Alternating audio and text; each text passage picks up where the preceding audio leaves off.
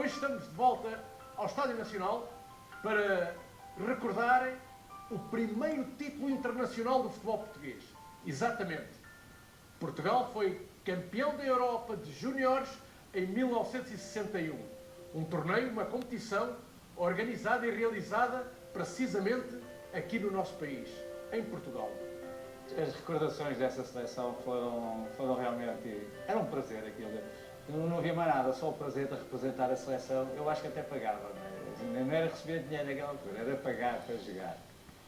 Hoje fala-se muito em formação, mas nós já nessa altura tínhamos uma formação muito boa e as seleções foram aproveitadas com aquilo que efetivamente os clubes já tinham.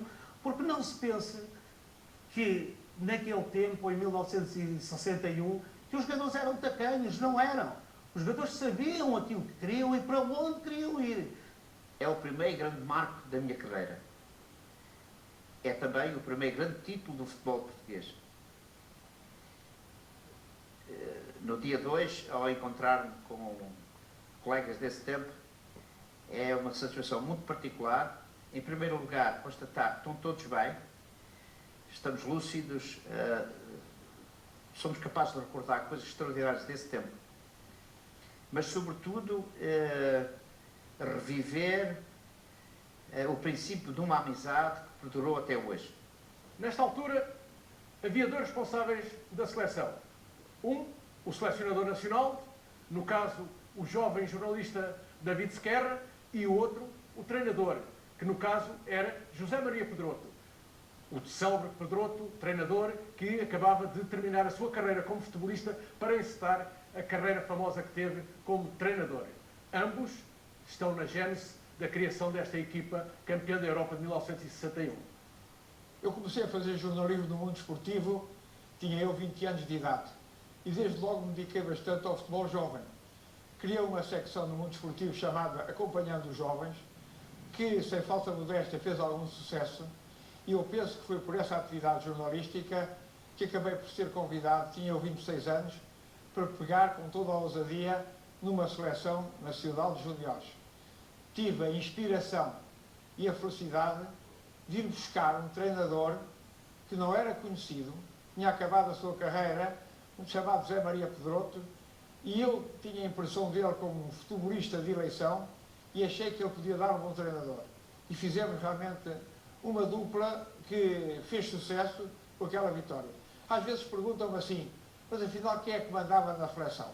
Era o selecionador ou era o treinador? Você mandava no José Maria Pedroto, eu nunca pus esse problema. Eu e o José Maria Pedroto fizemos uma amizade sólida e se me perguntarem quem é que decidia, não sei, decidíamos os dois. Sentávamos à mesa, conversávamos, chegávamos a conclusões e eu tenho dessa época uma recordação muito viva e muito emotiva da minha ligação com um grande treinador, um grande homem de futebol, como foi José Maria Pedroto. É uma dupla muito interessante, um jornalista que é pioneiro na recolha e também no reconhecimento de estar atento ao jovem jogador português. Havia uma crónica semanal de responsabilidade do Dr. David Sequerra. Pedroto, que aparece como uma grande referência na sua iniciação como treinador, e dá-se esta dupla. É curioso podermos constatar que ambos, muito jovens, diria talvez de certa forma prematuros, e pioneiros, quase inédito. Não conheço nenhum selecionador nacional de qualquer país com 26 anos e treinadores também com a idade de Pedroto. Eu lembro-me que no estágio final estavam 22 jogadores para ficarem só 16. Havia vários clubes representados e dos clubes, digamos, de menor nomeada, lembro que me ficou o Manuel Moreira do Leixões e ficou o Luís Mira do Barreirense. Outros, como o Calhau da Sanjoanense, o Tito e o Abílio dos Leões de Santarém, e mesmo um outro Zé António do Barreirense, que foi quem sentiu mais a exclusão, a ponto de se ter zangado comigo, e já fizemos as pazes há muito tempo e somos realmente, francamente, amigos. Mas, na verdade, os jogadores do Porto, do Sporting e do Benfica tinham uma preparação de base mais forte e era natural que justificassem a escolha. Havia, realmente, efetivamente, havia uma escolha para ficar 16 jogadores. Entre esses 26, eu estava escolhido, eram 10. E dentro desses 10, era um dos jogadores que podia ficar ou podia não ficar. E então fizemos um treino, a nossa seleção fez um treino com o Salgueiros. Eu participei para a equipa do Salgueiros. E eu enchi o campo, efetivamente, no campo do Salgueiros, estava meia casa para ver a nossa seleção de júniores a jogar, a afrontar os Salgueiros. Eu fui tomar banho e quando tomei banho, ao regressar, o doutor David Sequeira chamou-me a atenção e disse: eu preciso falar contigo, na cabine. E fui falar com o doutor David Sequeira, onde estava também o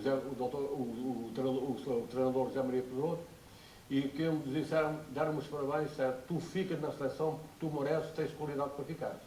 E ele enchi, efetivamente, o meu peito de alegria, porque vinha de um clube pequeno, de um clube modesto, e então eu fiquei realmente feliz, que vim correr para o autocarro e abracei ao António Simões e ao Crespinho, que era o cabeça da equipa da seleção, e disse a eles: epá, eu estou feliz porque vou ficar convosco. E foi assim a minha história, realmente, ficar na seleção, essa seleção que foi campeão europeu em 1961. Era fácil, com um treinador ainda muito jovem, que é o caso do Pedroso, um jogador também fantástico, e depois na parte, e veio a mostrar mais tarde que era um treinador com uma filosofia muito especial para ser treinador. Houve uma altura que quase toda a gente, os treinadores, agora é Mourinho, naquele tempo quase era tudo, quando se falava um bom treinador é a Pedroso, não é? Tinha um feeling muito especial para tratar com os jogadores.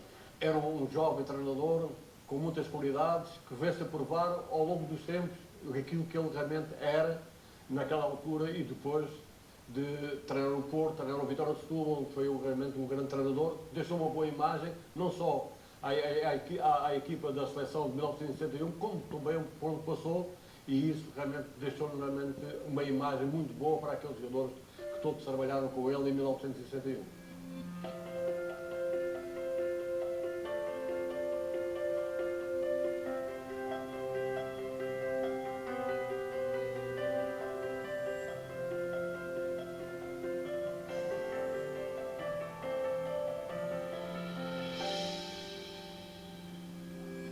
Um torneio desta envergadura, realizado em Portugal, suscitou, naturalmente, uma grande euforia nos amantes do futebol português. A tal ponto que Portugal também correspondeu, porque começou a ganhar jogos e apurou-se para as meias finais, onde derrotou a Espanha por estrondosos 4-1. E depois, na final, realizada no Estádio da Luz, 4-0 à Polónia. Foi realmente uma carreira notável e um triunfo fantástico da seleção portuguesa de júniores, campeã de 1961. Rapaziada, é uma grande alegria estarmos aqui passados estes 50 e picos anos. Parece que foi ontem, mas foi realmente há quase 53. Fico felicíssimo de vos ver em boa forma, com mais cabelo branco ou menos cabelo branco. São realmente os jovens de 1961 que vivemos um sonho bonito que se concretizou naquela época de abril de 1961.